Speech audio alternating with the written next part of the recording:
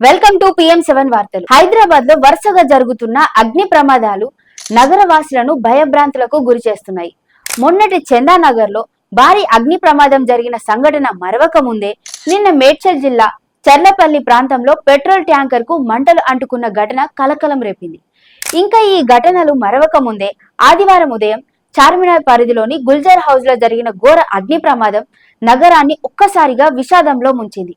పాత బస్తీలోని గుల్జర్ హౌస్ అనే ప్రదేశంలో 3 అంతస్తుల భవనంలో ఈ ప్రమాదం జరిగింది. చిన్నది కానీ అత్యంత రద్దీగా ఉండే వీధుల్లో ఈ భవనం ఉండటంతో రాత్రి సమయంలో మంటలు ఆ భవనాన్ని పూర్తిగా కబలించాయి. సుమారు 17 మంది ఈ అగ్ని ప్రమాదంలో దుర్మరణం చెందారు. అందులో 8 మంది పిల్లలు కూడా ఉన్నారు. ఒక్కో కుటుంబానికి చెందిన వారే ఈ ప్రమాదంలో ప్రాణాలు కోల్పోవడం మరింత తీవ్ర విషాదం. ఈ ప్రమాదం ఉదయం 6:16 గంటల సమయంలో ఫైర్ డిపార్ట్మెంట్ కు వచ్చిన కాల్ తో బయటపడింది. మొదటి అగ్నిమాపక యంత్రం 6:17కి రావడం జరిగింది.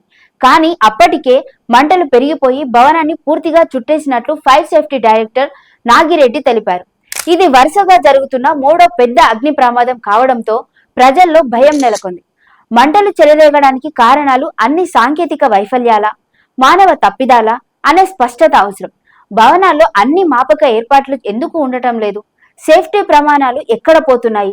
మరికొంతమంది బాధిత కుటుంబాలు చేసిన వాదనల ప్రకారం ఈ భవనంలో గ్రౌండ్ ఫ్లోర్ లో ఉన్న బైక్ల నుంచి లీక్ అయిన పెట్రోల్ కూడా మంటలు చెలరేగడానికి కారణమై ఉండొచ్చని అనుమానాలు వ్యక్తమవుతున్నాయి.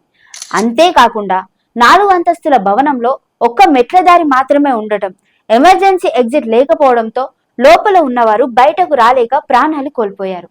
ఒకవైపు హైదరాబాద్ పురపాలక సంస్థ మల్టీ స్టోరీ భవనాలకు గ్రీన్ సిగ్నల్స్ ఇస్తుండగా, మరోవైపు అగ్ని ప్రమాద నియంత్రణకు అవసరమైన మౌలిక వసతులపై ఎలాంటి దృష్టి పెట్టడం లేదనే విమర్శలు వెల్లువెత్తుతున్నాయి. ఇక ఈ ఘటనపై సీఎం రివ్యూ చేశారు. బాధిత కుటుంబాలకు సహాయం అందించడమే కాకుండా నగరంలోని బహుళ అంతస్తుల భవనాలపై పరిశీలన చేపట్టాలని అధికారులకు ఆదేశించారు. కానీ ప్రజల ప్రశ్న మాత్రం ఒక్కటే, ఇవన్నీ ప్రమాదం జరిగిన తర్వాతే ఎందుకు అన్నది.